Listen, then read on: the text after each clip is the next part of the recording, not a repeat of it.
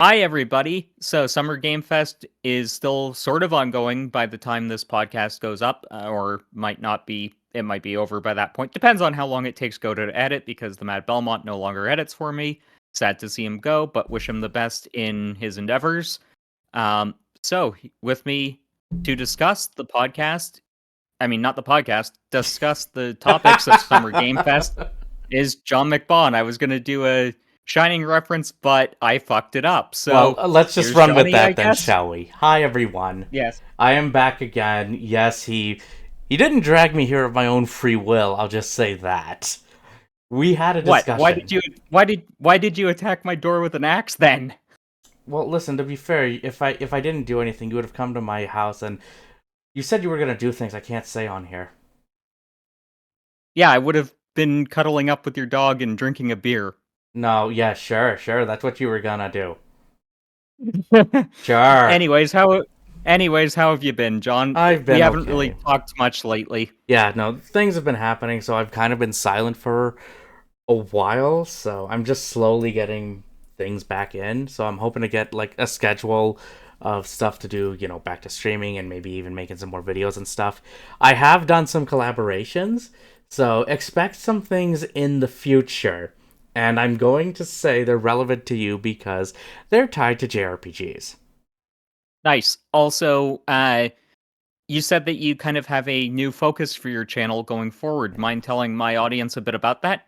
I'm going to try and stay focused more on like PC stuff because that's what I do. I've grown up with PC. It is still my home platform. Like I still love the consoles, but PC for me is where I grew up and played everything. But I still want to focus on like doing say talking about RPGs and even doing the fighting game stuff. So you're still going to be seeing stuff with Fatal Fury City of the Wolves, of course, and even other Which we're going interesting to be things discussing in another podcast. that will So be keep your coming. eyes later in the week for that one. Mm-hmm.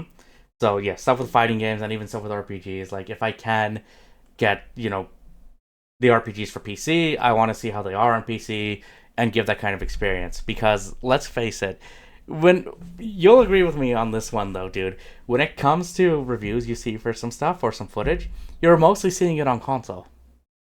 Yeah. So it'd be nice to see a PC perspective of things because sometimes the PC is not the same. Sometimes it's better, sometimes it's worse. Yep. You would think since consoles now all use x86 that everything would just be straight up unified, but nope. No, PC is there's way more variables to look at. Variables. Yeah. And you know this firsthand with me because I like talking about PCs. You come to me with questions and stuff. I've kind of helped you with that quite a bit. You did, and you helped me get the best build possible for me because I didn't need a 3060. The 2080 Super actually has better specs technically, so Mm-hmm. I saved myself some money on that, and I got a screaming deal because my friend wanted to offload his. So there you go. But yeah, no, I guess I'm kind of considered the PC guy for some, and also looking at interesting things you can do with older games on PC.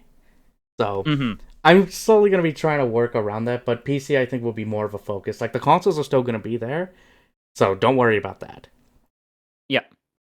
And I think we'll do a podcast on the Switch too when that inevitably comes up, or whatever Nintendo winds up calling that thing. Yeah, when that goes live, we'll talk about it because there I'm are act- things that need to be said. there are. I'm actually surprised that people were expecting Nintendo to unveil the Switch 2 at this thing. Like, are you guys delusional?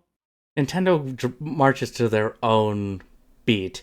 Like they would have probably announced something this month if it was still scheduled for this year, but we know it's not this year. No, I'm hearing rumors that it's going to be end of year next year. Yeah, I know it's next year for sure. That's what I'm hearing myself. We just don't have a time Mm-hmm. frame. Yeah. So, let's get into Summer Games Fest properly now. I So think the that first happened. game that we yeah, I think the first game we got to discuss is Lego Horizon Adventures. Yes, because that was actually something I saw like after the fact because I didn't get to see it live. Did you? I I didn't watch it live because my sleep schedule is absolutely screwed up and I was actually asleep at the time. And I was busy working at the time, so I can't put work on pause and say, hey, This is happening. I need to focus on this. Mm-hmm. No, but going back to it. So Horizon, Lego. I mean, it's cute, but Lego's I'm always actually cute, isn't it? I'm actually kind of intrigued about it. Mm-hmm. There is something I surprising about it, I have though. I have tried the first Horizon game a little bit. Mm-hmm. I do like it. It didn't grab me as much as I was hoping. I don't know why. It could just be that it's not a game that I'll enjoy streaming, but would enjoy in my own time. I think that's one of those games too. It was the same kind of story with me for God of War. At least the what was it, 2018, right? Mm-hmm. Yeah, no, I enjoyed. I had some enjoyment playing that off stream than streaming it, and Horizon seems like the same idea, honestly. Yeah. But this though, Like this one, this could be fun no matter how you're playing it because the Lego games, despite them, sometimes varying in quality, they're always a fun experience to some degree or another. hmm there's always something entertaining about them, and like some of them may have like that consistent Lego look, but it's always the different themes and settings that they do. Yeah. And it makes you wonder if they're going to eventually do sets for Horizon. I thought I heard that was supposed to be in the works. I thought Yeah, I heard something about that. I thought this game was going to be a Lego set. That's what a lot of hmm people thought. And that would have been really cool, and I could still see that happening. But I do think there's something that warrants discussion regarding this game. First It's not off, exclusive. platforms. Yeah, it's not exclusive to PS5, hmm which is a little bit interesting because usually we see, these kinds of games that are from first party publishers and developers stay exclusive for at least a year. This is coming to PC via Steam and Epic Game Store, but this bears note. It's This is a also big coming to one. the Switch. Yep. It's coming to the Switch. Because the other thing with this is that, like, look at it this way: the Lego games as well. Who are they mostly published by? Warner Brothers, recently, Hmm. because they're mostly been responsible for them. I know, like the Star Wars ones were published by LucasArts, but this one's also being just published directly by Sony themselves. And Which Traveler's is Tales isn't really interesting. developing it either, Hmm. because this is in It's house Gorilla. with Gorilla. That's very surprising. It is. And it makes me wonder if they might be trying to target a younger audience and maybe their next project after this one might end up being a mascot platformer, perhaps. Could be. But I think it's interesting that it's coming to Switch. And me and you were discussing this a little bit off of Pod. We think this could have some big ramifications for the industry. Do you want to touch on that a little bit? Let's This is just speculation, yeah. guys. This is just this is us just spitballing ideas here. We need to make that very clear. We don't know a lot. We just are thinking things. But one thing with this would be if this works out, like say this does work out well, who's to say that this wouldn't stop Nintendo from putting their games on the PlayStation or on the PC? This is a Or even possibility. Xbox. Yeah, these are Because possibilities. Xbox games did come to Switch at some points. Yep, Cuphead, For Ori, exa- and they did well. yeah. So who's to say And that they can't do it? it's kind of surprising to me because in my experience, Nintendo fans tend to just stick to first party games, and if they have a wider interest in gaming, they typically have another console or they have a PC and they buy multi-platform titles on those particular machines. Normally, you would say, But but but these were outliers, so that is kind of interesting.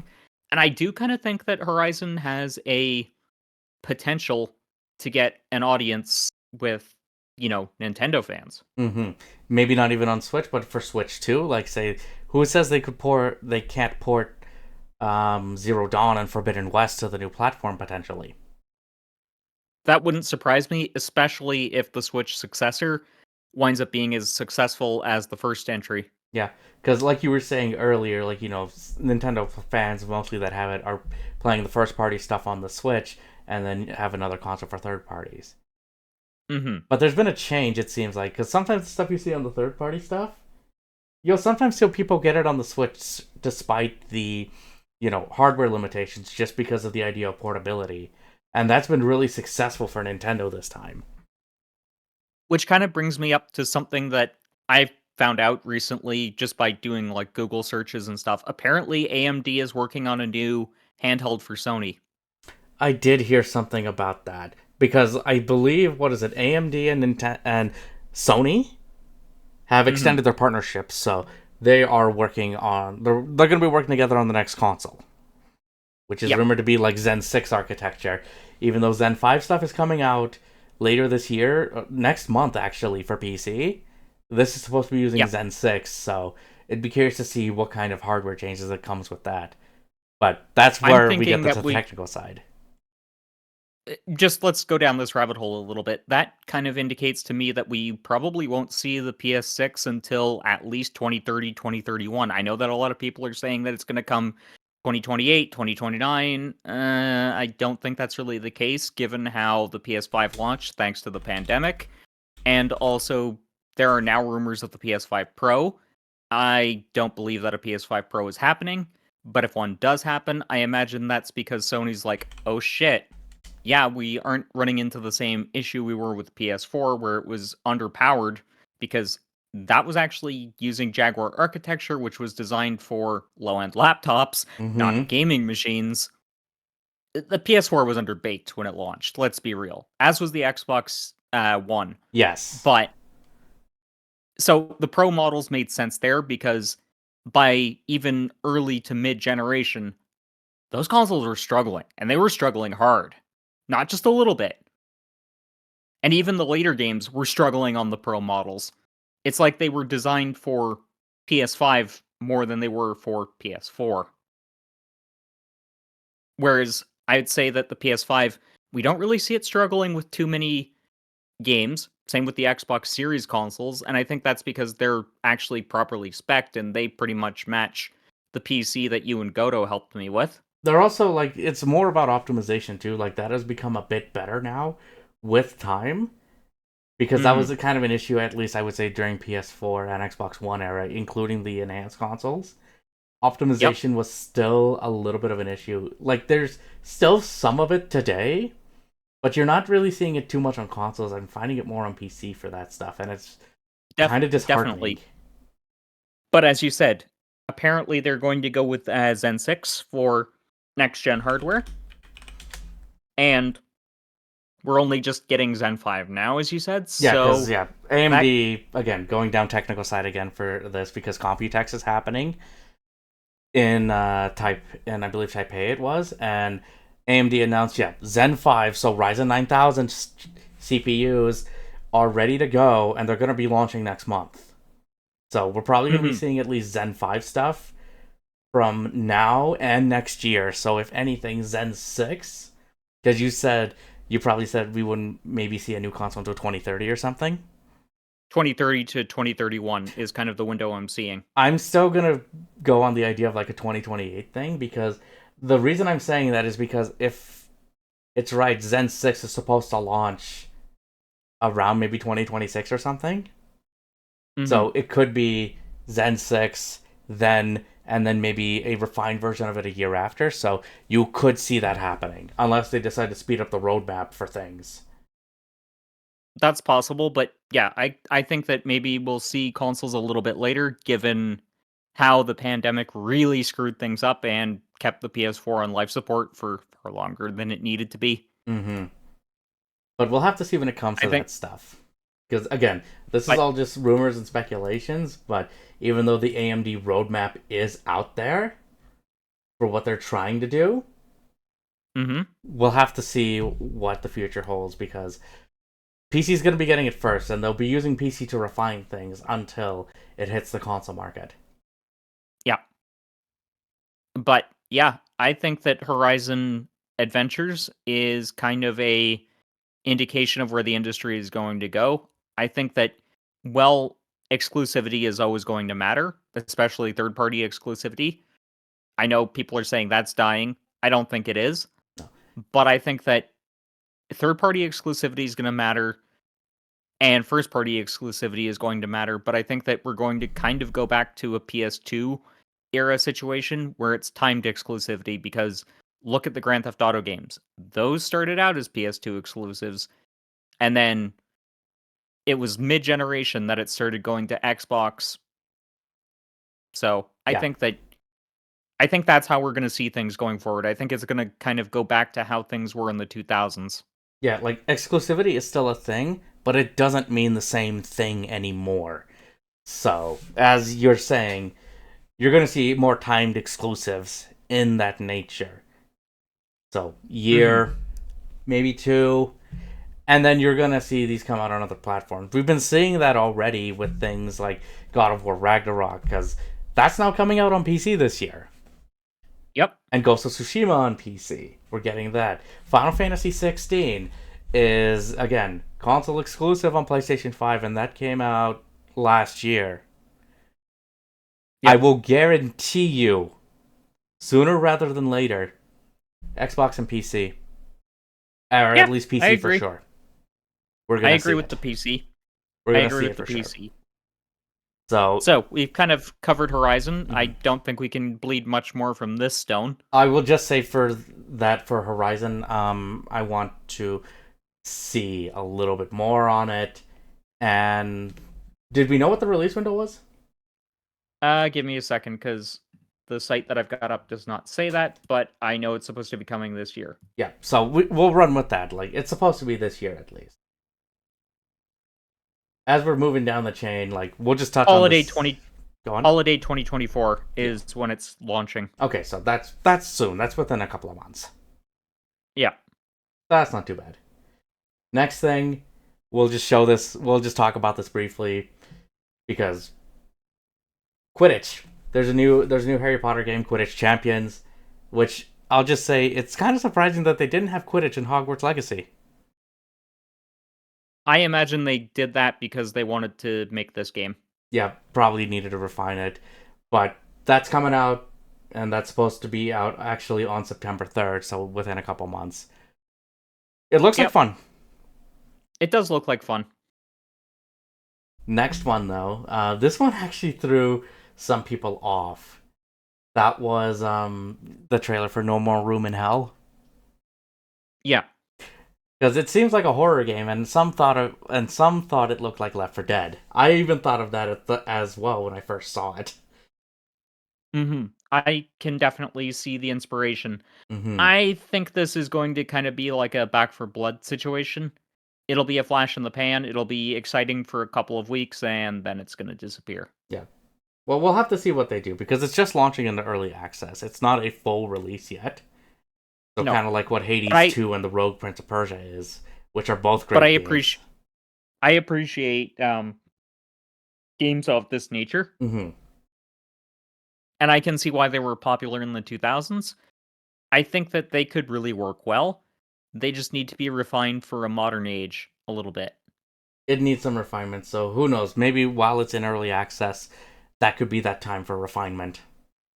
Yeah, the refinement I mean is like a season pass model or something akin to that. Because these games are tailor-made for it, let's be real. Just don't abuse like a season's pass or like battle pass things. The reason I say season's pass is because of the next game, where they showed off more gameplay for Star Wars Outlaws. Which, I kind of want to play the game. I will wait a while because Ubisoft has a bad track record. And also because of the whole season pass, as you just mentioned, it doesn't belong in single player games. Let's be real. Like, I'll understand the idea of an expansion pass, of like an expansion pack, because that was a big thing with gaming back in the day, at least on PC. You would buy a game, expansion pack would come out later, you'd get, say, a new campaign, maybe some multiplayer maps, and some additions and stuff. They should have just renamed this as like, okay, expansion pack. Yeah, exactly. I feel like that could have been better. If they'd put it under the expansion pass or pack nomenclature, I think that people would have been like, okay, cool. You're not locking single player stuff out. Yeah. It should have been exactly. It should have been named as an expansion pack. Like, this is one way to bring back the idea of an expansion pack. And I would say that Atlas has done that exceptionally well with Persona 3 Reload, because we did get news on when episode Aegis is coming out, September which is going 10th, to be September 10th. Mm-hmm. Yes. I still need to get the Reload, though. I gotta get through that before it comes out? I am right near the end of the game Mm-hmm. because I kind of marathoned it because I was, expecting to do a review on it. Mm-hmm. But now I'm just like, you know what? I'll just wait until September. Play Igus and then go from there. Yeah, because then I'll have the whole package.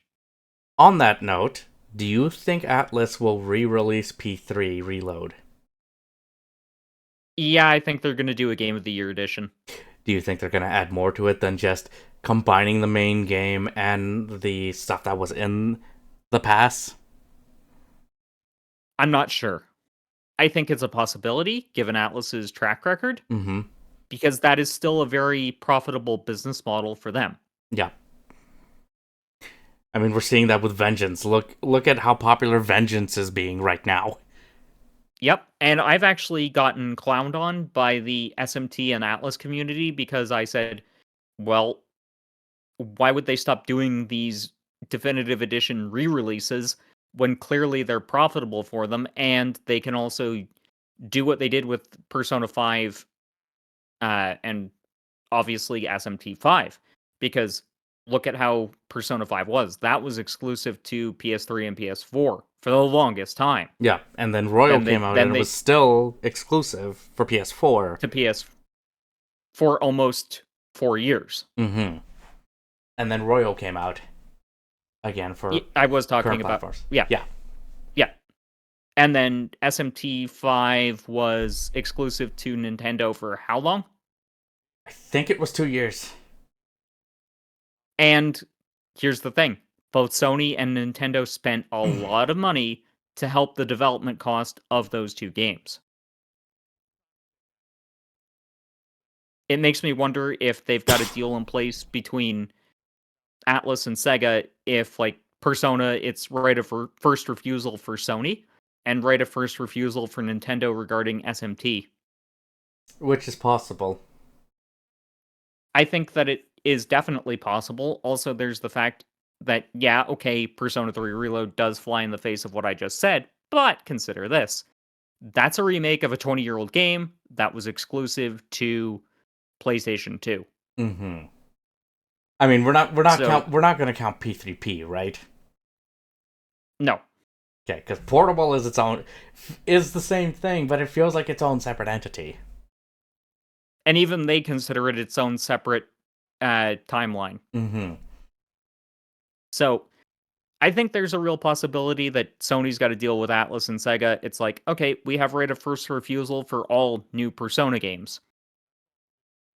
But again, And I going think back that to the idea of, third-party exclusives, like it could probably be there for like a couple months or a year, and then you could see definitive editions come out on the on all platforms at that point.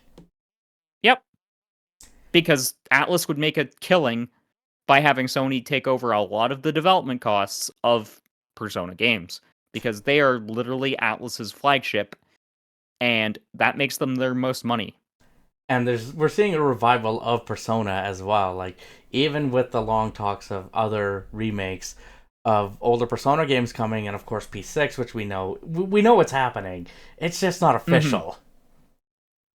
I think we're going to see that either at Tokyo Game Show or at the Game Awards. Which one do you think we're more likely to see P6 at? Well, since I think Persona is now like more global scale, maybe Game Awards. I think the Game Awards as well. I think that it's going to be exclusive to PlayStation. Mm-hmm. Maybe it'll be a day one PC launch, but be a PS5 console exclusive for at least 2 years.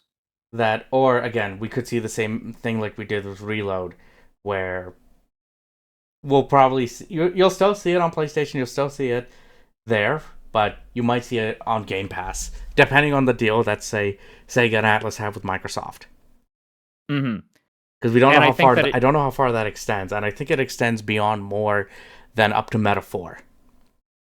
it might. I think it might end at Metaphor because I know Microsoft paid a lot of money to have it announced at their showcase.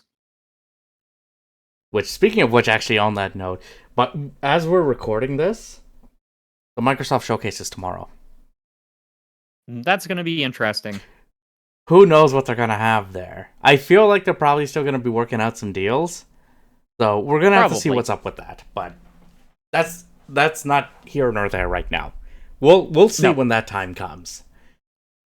But yeah, I mean, Star Wars looks cool. Star Wars games are always fun to some degree or another. Hmm. They are of varying quality. I'll get Outlaws when it's on sale for under $10.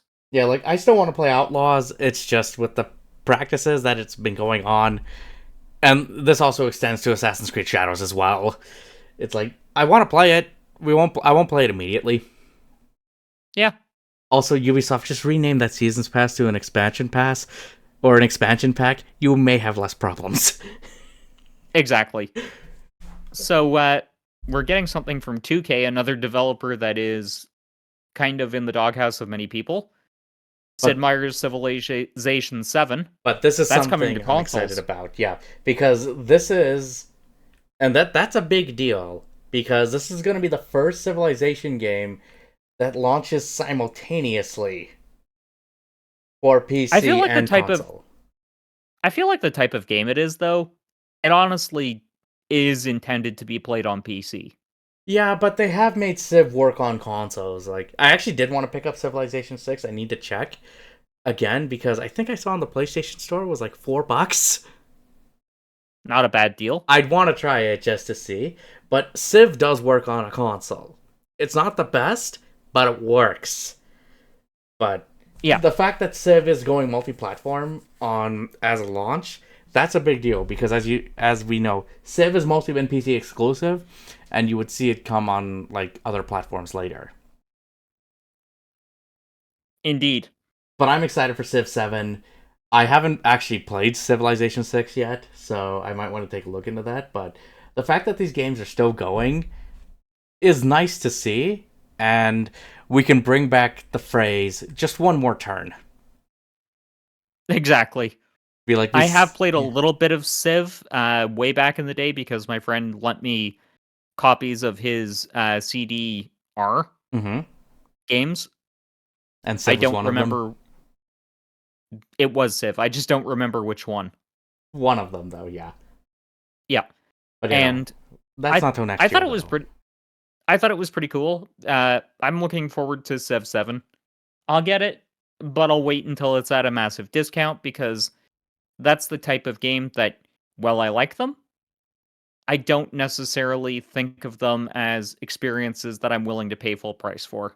I did that with two Civ games. I did that with actually Civilization 5 and Hmm. Civilization Revolution, which was the first like Civ game built purely for console.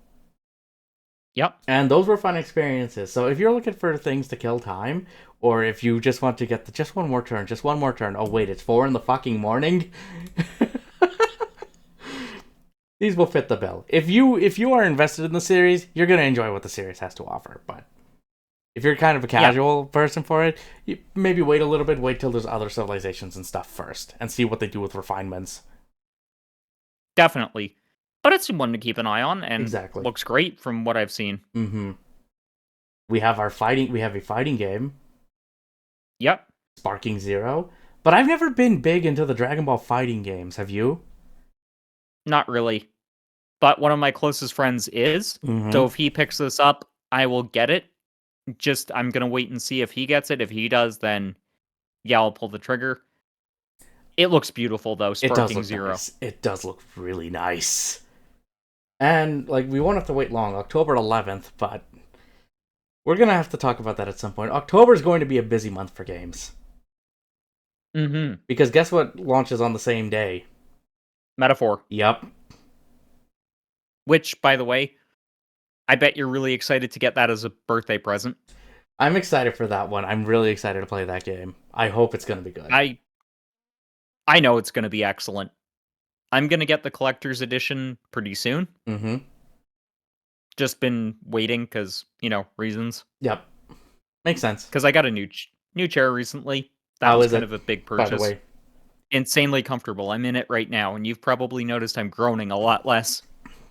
You're like, ugh, I gotta sit in this thing properly or something. It was more the fact that that chair was just dead. Mm-hmm.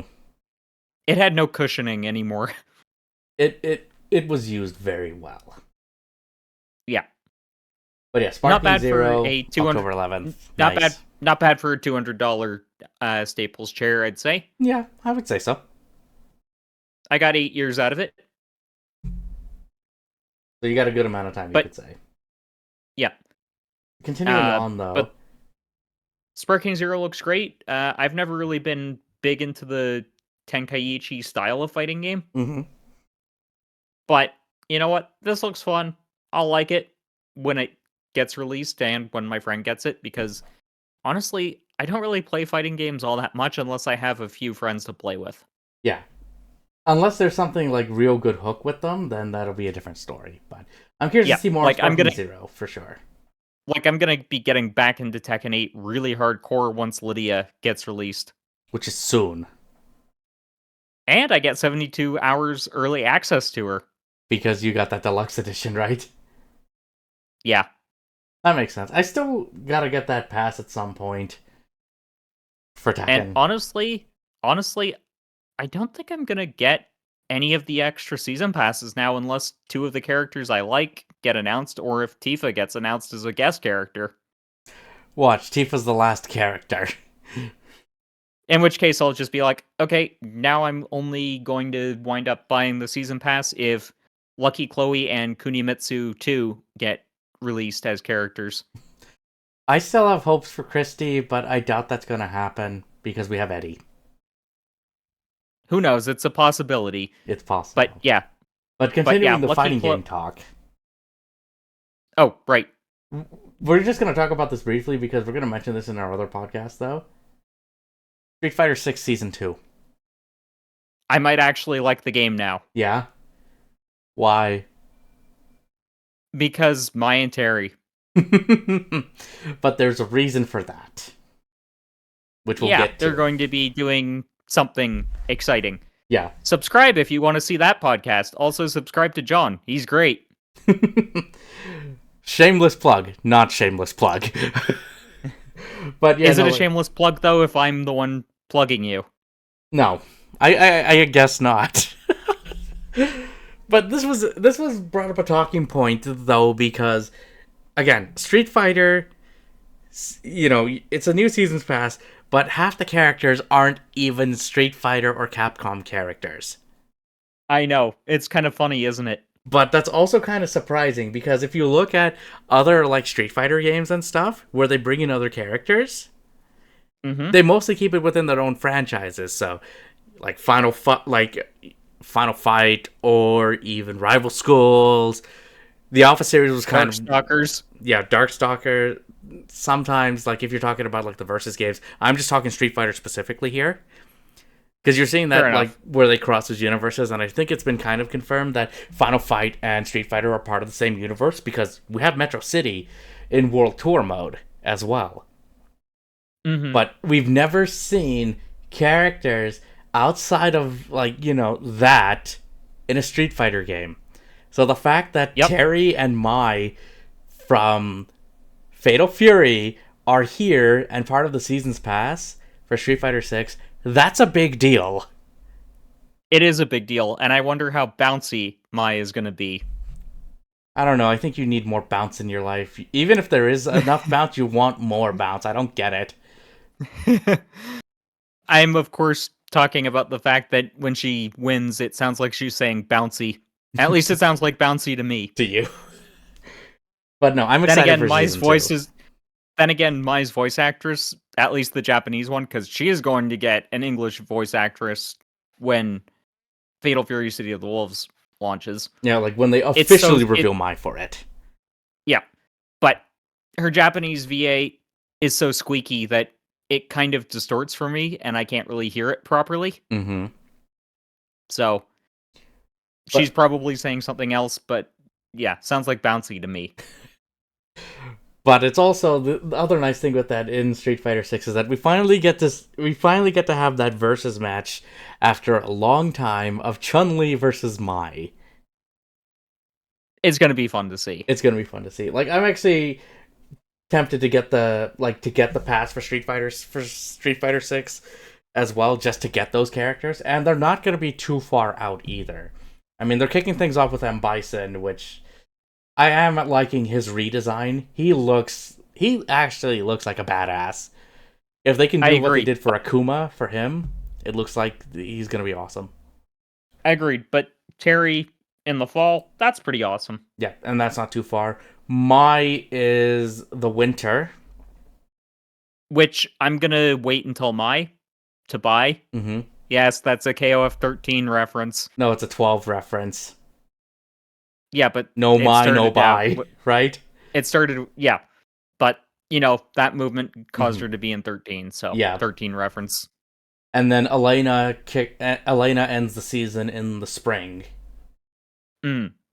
But yeah, I'll wait for Mai because honestly, I've never really had that much fun playing Terry unless it's KOF 15. Which, yeah, no, that was actually the first time I actually used Terry quite a bit more in KOF 15, and I thought it was fun. So I'm curious to He's definitely see. fun.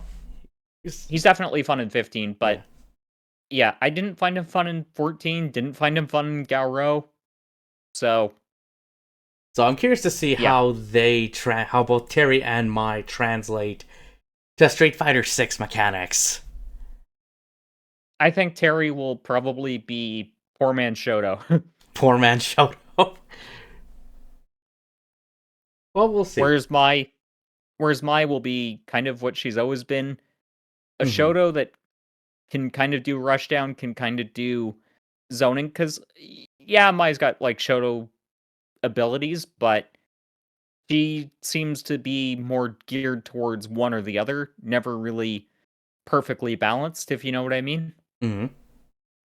So But I think we're going to be because taking a look at that for sure when it comes out. We just need to get our hands on the pass. That's all. definitely, So uh, one game I want to bring up from Summer Game Fest is Power Rangers Rita's Rewind. yes, and I'm actually pleasantly surprised with that one too. I'm very surprised that this got announced, but for whatever reason, beat 'em up seem to be having their day in the sun. Yeah, the beat 'em ups are coming back, and I think they're coming back in a good way.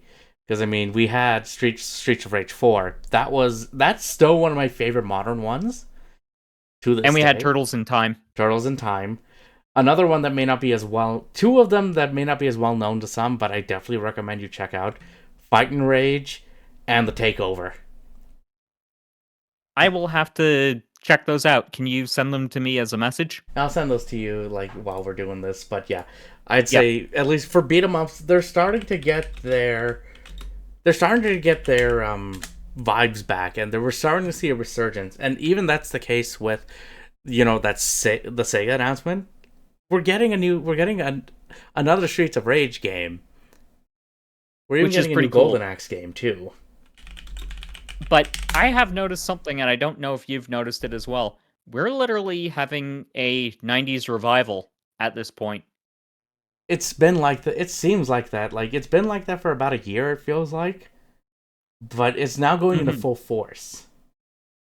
Yep. But we've got new Turtles games, which is great. We've got new Power Rangers stuff, which is great. We're getting fighting games, which is great. We're getting JRPGs that are both turn based and action based that are high caliber. Like, this is literally a resurgence of the 90s. We just have to wait for the 3D collectathon platformer and mascot platformers to fully kick into gear again, which I think they will. Which there's one I will bring up actually with that too, because they're actually doing, and I just need to get the name of this right because I don't want to butcher it. But remember ukulele? Yes, They're doing a new version of it, which is kind of cool. which I have I to hope get you it the can. name again though. But keep going. Ukulele replay E is what it's called. Yeah, replay. It'd be like, okay, that's a fun play on words there. It is. Yuka replay. Yep. Uh, but I just hope that with this updated version, they make the controls a little bit tighter. That was my one problem with ukulele. It felt like I Hmm. was playing on ice. And that's one thing they did actually point out. They're reworking controls and the camera, so it's going to be a little bit better. We'll have to see when it gets hands on, when the game actually launches, which is So not it'll probably until go from so it'll next probably year. go from So it'll probably be a game that went from being honestly mediocre in my eyes to a game that I actually really quite like. Because I have noticed something with 3D collectathon platformers, which Ukulele is, if they get the controls wrong, the game is horrible. It breaks They your get the experience. yeah, but if you have good controls, they're some of the best experiences in gaming. They can be, yeah. So that's going to be the thing. But also, like, with that, that was Playtonic's very first game. And for a first game together, yeah, it's great. Like Mm-hmm. I would say that they were kind of struggling because they used Unity, Mm-hmm. which Unity it's a great engine because it's free, but it's also a very frustrating engine at the same time because the games all kind of look and feel the same, which is very cookie cutter graphics. Ukulele, not so much because it was going for blocky in terms of its aesthetics. So they were able to make the engine being kind of plasticky looking work in their favor, but they couldn't get around the fact that the physics just feel really floaty and really weird. So this is their chance to kind of refine it some more. Because their next game that they put out, Ukulele and the Impossible Lair, even though it's a 2D it's like a 2.5D game, more akin Yep. to say something like Donkey Kong Country. They nailed it with that one. I haven't played that one yet. I will get to it. But yeah, I'm glad that they fixed the issue, so to speak. And I really am hopeful for the future of platformers right now. Because that's one genre that needs to kind of come back, like the mascot, like not just 3D mascot platformers, but say mascot platformers in general. We're seeing that also with the upcoming releases of like Rocket Knight being remastered. Same thing with Gex and with Tomba coming out. There's only one Which more that I'm comes to mind for me. very excited for. And Mm-hmm. what one comes to mind for you? Side scrollers, like side scrolling shooters. Like we Yep. did get that with Contra Operation Galuga. I just want a new Metal Slug now. Isn't there that new Metal Slug game Tactics coming out soon? Yes, that is still on schedule for this year, but that is a tactical game, not a side-scrolling shooter. I would want to Yeah. see that happen in Metal Slug, but maybe some point in the future, or even bring back other franchises like that. Which would be really cool. Mhm. But going back to Power Rangers for a sec, like it's interesting how they're combining styles with it because it's not just a side-scrolling brawler. What else are they bringing to it? You actually, what I got from that trailer, you actually ride a motorcycle, so there's some driving sequences, but Interesting. they're played from like behind the character. Okay. And if again, I'll have to watch the trailer again just to be sure. But another thing would be, hang on. Another thing would be is you also like you build the robot and you The do like Megazords. rock'em sock'em robots with it in first person. You know what? That's one fighting game that I really would love to see remastered or Mm-hmm. remade. Rock'em Sock'em Robots Arena. Oh really? I don't think I ever got to play You that.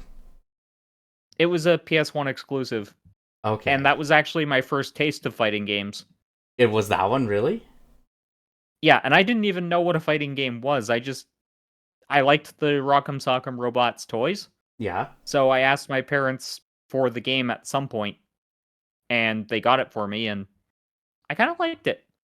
I didn't know what the fuck I was doing, but I liked it. But you were enjoying it. Yeah. So no, I'm actually just watching the trailer again while we're talking, Mm-hmm. just making sure to confirm what I saw. But there's also other sequences where it's just like, yeah, okay, yeah. So there's like there is a sequence where you're riding on the back of like one of the motorcycles and you're actually shooting things in front of you and trying to dodge things. Yep. And another sequence where it's like you're first person on a roller coaster.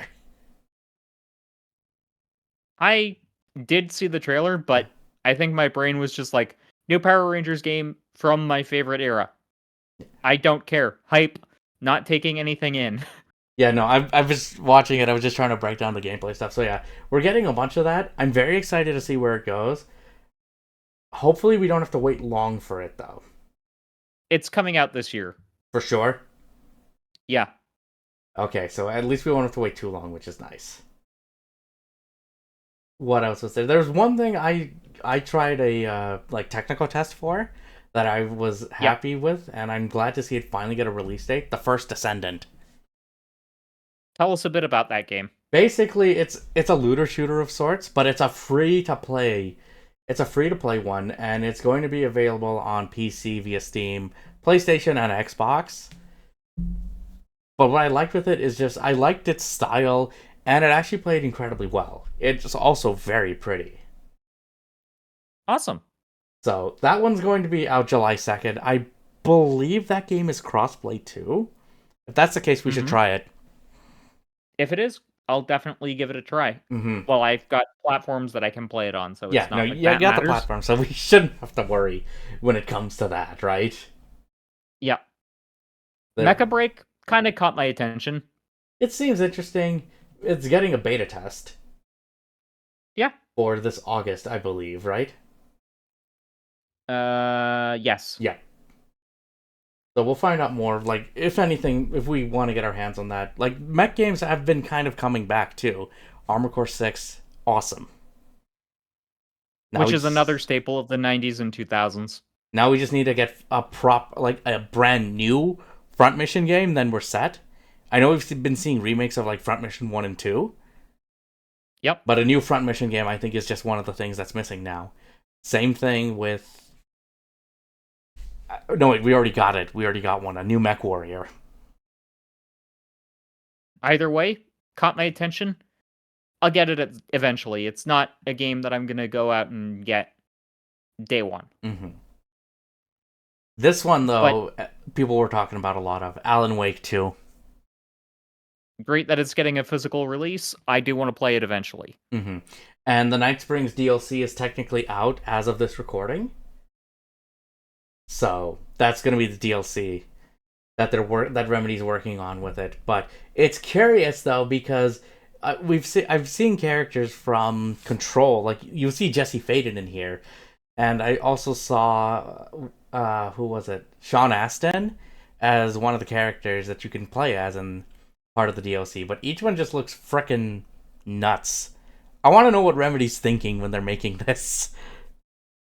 I think they're building towards a massive crossover game. Could be because Remedy has said that they're trying to make a Remedy universe, and both Control and Alan Wake are part of it. Mm-hmm. And So, that's exciting.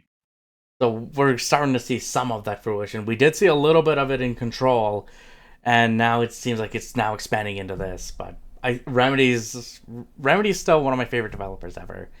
So I will pay attention to what they do. They definitely push what's capable with technology, that's for sure. Mm-hmm. They're still one of the best when it comes to that. I would say.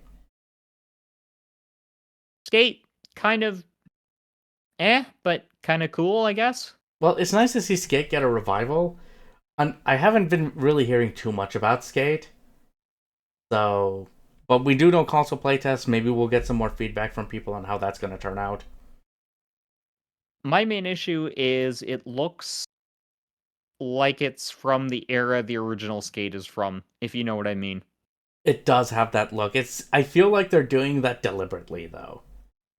They might be, but it looks kind of low poly and indie Mhm. now, which I'm not saying there's anything wrong with, you know, graphics of a certain era because the PS3, it still has a lot of games that look gorgeous to this day.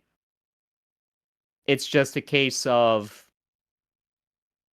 this game looks like it was built with a budget. And it shows. Yeah.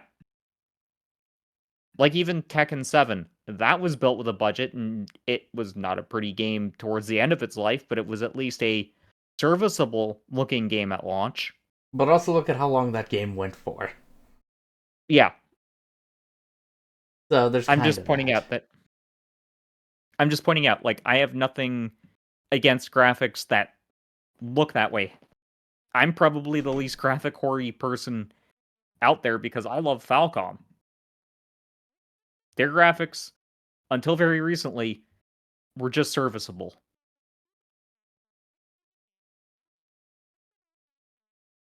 I killed the conversation. No. I'm just still going through the list though, seeing like what else stands out because like there are a couple of other things like Valorant coming to consoles. Like that looks okay. I'm not a big fan of Valorant myself.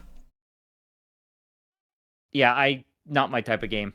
No, I play Rainbow Six Siege. I think that's good enough. Exactly. Kingdom Come Deliverance 2. I know we're just skipping ahead with this, some of that stuff, but I did enjoy the first game. So it's nice to see that the game's getting a sequel. I haven't played the first game, not really my kind of thing, so it's kind of The next one, to though, me. is the one I've been watching for a while, and I'm glad we got to see some more on it. Slitterhead. That is a horror game, correct? It is, but it isn't. It's got horror themes, and it's got like that vibe to it. But this is an action game. It's got an action focus to it. Gotcha. It kind of it's not really on my radar, but I might give Mhm. it a chance someday, you know what I mean? Yeah. This is one I've been saying just because it's just like the creative minds behind it is the guy who did like Silent Hill and Siren and Gravity Rush. I definitely like Gravity Rush. hmm So this is like their new game and new concept and stuff. So Slitterhead does look interesting. It comes out like the day before my birthday. Nice. I'm betting you're buying it, aren't you? I might want to. I need to see more on it though. Mhm. Another one is a franchise that was actually around for a while on PC, and then it disappeared for a bit. Delta Force, Never heard of it military until shooter, I saw this. military Yep. shooter. Which that's definitely your thing, not so much Yeah, mine. I'm not as big into them as much anymore, but I still enjoy them from time to time. But it's neat to see a new Delta Force game after like since Black Hawk Down, and that was like original Xbox era, I think. Mhm. So I'm curious to see what Delta Force has to offer, but I'm gonna see if I can try and get into that early alpha test, which is happening next month. That would be cool if you managed to do that. The last game that got my attention was Monster Hunter Wilds, which I already knew I was going to be interested in. And it's just like I've been trying to get into Monster Hunter, I can't do it. Why can't you? It doesn't seem interesting to me. Like I still Fair like I enough. did try Rise a little bit. Rise is kind of cool, but I think I really need to sit down and play it. I think it's kind of the game that I would play very casually, and I'd play it with friends, doing raids together. hmm But that's actually the nice segue into that because we we are finally getting something that's in Wilds and that's crossplay. Which crossplay that needs to be a mandatory feature in all games that have a multiplayer component and are on multi platforms going forward. And if you think otherwise, you're wrong.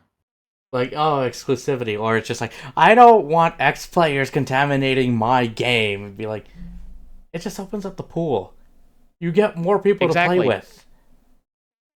Exactly. And it makes coordinating with friends much easier. Yeah, because like if I have it on PC and you have it on PlayStation, we can do the crossplay thing. That makes life so much easier. Exactly. Why don't you want your life to be easy, people? The last two games actually on the list, I'm actually kind of curious about. Kunitsu Gami. That was one of the new IPs that Capcom showed off, I think, a year ago. Mm-hmm. And I just saw that we have a July release date for it, and it's coming out sooner than I thought it would. I thought it was actually coming out later. So it's nice to see that. That's one that kind of caught I my definitely attention. it caught my attention, but it's kind of a game that I will just go, okay, I'll pick it up on sale. hmm But I believe And it's for me, coming to Game that's Pass though. it is day one, So that if you have Game Pass, that's how you test it. which I do not. hmm But you could get But PC Game Pass. I could. You could. I just don't want to pay for yet another service, you know? That's fair enough. And then the last thing But on there was Phantom Blade Zero. Like, it looks cool. I did like its style and what they were going for, but again, need to see when it comes out. And then we also had the Atlas showcase for Metaphor and SMT5 Vengeance. I mean, I'm excited for those games. Thanks for getting SMT5 for me as an early birthday present, by the way. You're welcome. I'm actually excited to play But through Vengeance as well because the technical improvements is the biggest thing, at least for me. for sure, but you know, they weren't new. I was kind of expecting Atlas to at least announce some new project because that would have really been a big boon for them. Again, I'm just going to put this as a thought because this hasn't happened yet. They might show something at the Xbox showcase. They might, but I think Tokyo Game Show is the more likely of the two Yeah, at least if we're talking because between those two, TGS definitely. but you know, it's like yeah, I'm kind of disappointed that they didn't really show off too much new stuff for either game, really. But to be expected because they want to hold stuff back. But it's like the stuff they showed off for Metaphor, they could have showed off with the initial showcase that we had a couple of weeks ago Mm-hmm. at this point in time. Because it's really just covering the same stuff, just with different information. I feel like they just felt like they needed to bring something for the week. That's why. Yeah. But it's like, okay, Atlas, cool. You showed off cool stuff, but you also kind of dropped the ball in terms of excitement because there was literally nothing. They were nothing burger showcases. Of But course, they're yeah, going to get more normies to at least pay attention to those games, which is a good thing. when it comes to that, right? Yeah, Well, let's but see. it's like I'm disappointed in that. And to be honest, I was kind of disappointed with Summer Game Fest overall. It's just like there wasn't much pizzazz and stuff. Like this might be the weakest year. There was still stuff that that looks exciting that we would want to play. Like we're not gonna completely write the show off. Like I No, mean, but I would say it was kind of a D tier to F tier showcase, really. so this makes me wonder what's gonna happen with Gamescom opening night. When is Gamescom again? August. I'm expecting not much, if I'm perfectly honest. Yeah, if not, then everything's just probably gonna be saved for the Game Awards, basically, right? Which I imagine is what's going to happen, Mm-hmm. because as I've covered in a previous video, I think a lot of developers are in a holding pattern because of GTA 6. Yes, I think that is the case I too. But we now know, like when GTA 6 is coming, though.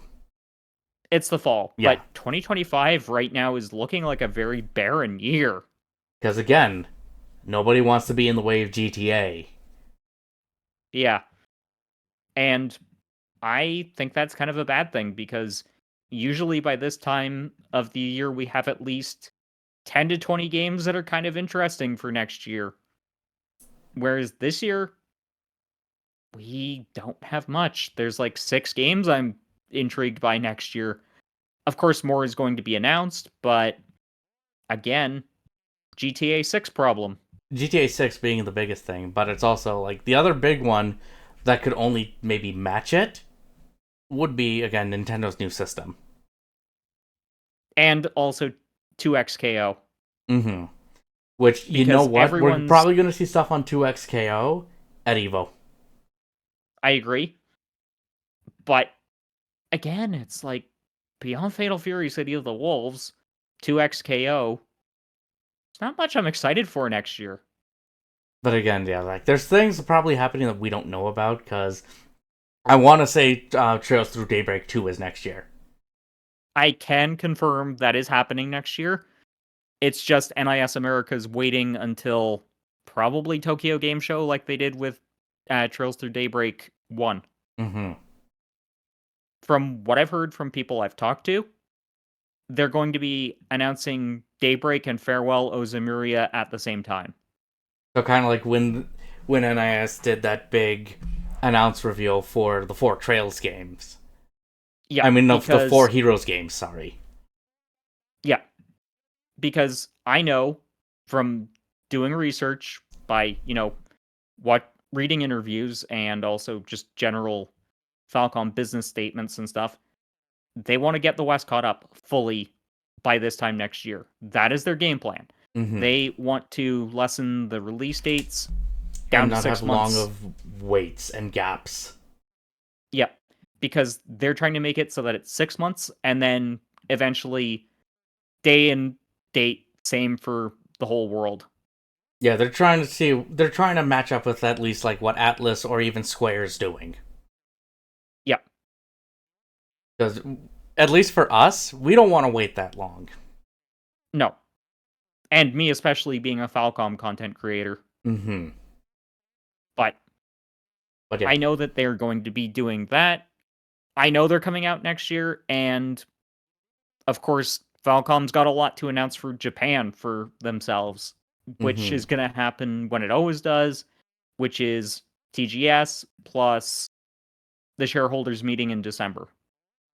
So expect some things to be shown off around there. Yeah.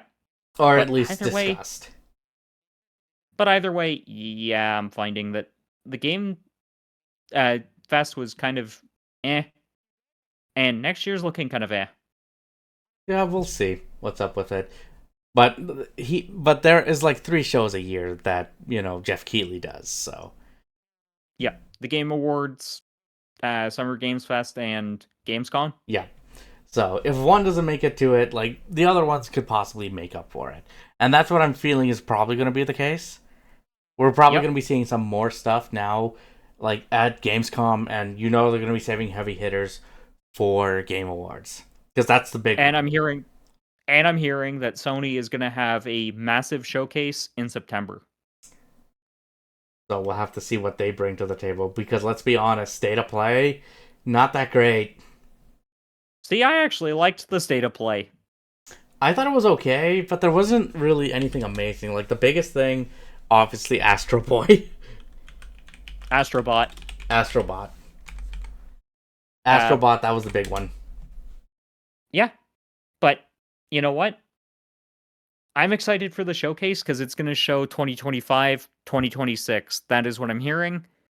And I think it's going to be absolutely amazing. Mm-hmm. I wouldn't be surprised if it's almost an hour and a half long, this showcase. Yeah, because they're going to have a lot to show, because most of the stuff that they showed at that State of Play was third-party stuff.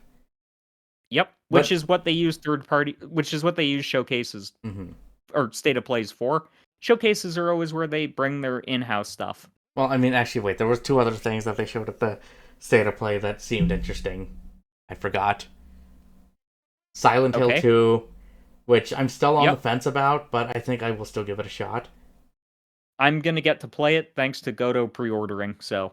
And the one that actually took the show for me, you can laugh at me if you want for this chat, Dynasty Warriors Origins. I'm excited for that, but you know what? I'm excited for Infinite Nikki. Mm-hmm.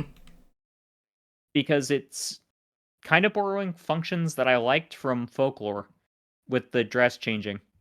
Oh yeah, that one. I thought that seemed like an interesting idea. And then It's Where based Winds off a Meet mobile, we saw more on. Yeah, it's based off a mobile game series, which is interesting. But now it's finally like moving on to console, getting a grander scale, and it's going to be kind of Zelda-like from what I'm seeing. Yeah, that's what it seemed like. And it actually has a former Zelda director on it, so there's gonna be it's gonna be viable, and there's some legitimacy to it. Yeah, it's gonna be an interesting game. But yeah, like we'll have to see what else is shown, because obviously Microsoft has their thing, Ubisoft has their thing. We know Nintendo's probably going to be showing something soon, and then that PlayStation showcase. Yeah, theoretically in September. So is there anything else you wanted to bring up, John? Not much for this one else, other than, thank you for having me on here. Yeah, no problem. Where can people find you if they want to? If you want to find me, I am available on Twitch and on YouTube under the monocle John McBaugh. Stop by, and thank you for your support in advance. Everything you do helps me continue to do this. And, hopefully I can keep you entertained. Okay, thanks for being on the show, John. If you want to check out more of my content where me and John shoot the shit, 2 of my previous podcasts with him will be popping up now. And until next time, keep blazing that trail.